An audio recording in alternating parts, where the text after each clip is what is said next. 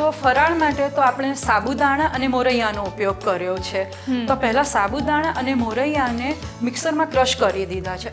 1 cup મોરૈયો લીધો છે અને અડધો કપ સાબુદાણા લીધા છે. બંનેને પહેલાં અલગ અલગ પાવડર ક્રશ કરી દીધા છે અને ચાળી પણ લીધા છે.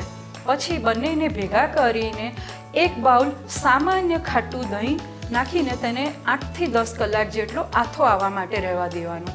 ઓકે. પહેલાં આ તૈયારી કરવી પડશે. સ્વાદ પ્રમાણે મીઠું. ઓકે. 2 ટીસ્પૂન વાટેલા આદુ મરચાં. ઓકે.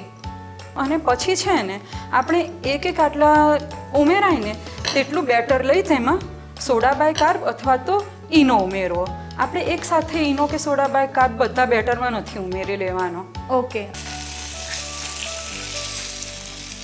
ધારા ફરાળી અપમ તૈયાર છે, જેને આપણે કોથમીરની ચટણી, કોકોનટ ચટણી અને શિંગદાણાની ચટણી સાથે સર્વ કરીએ છીએ. ઓકે.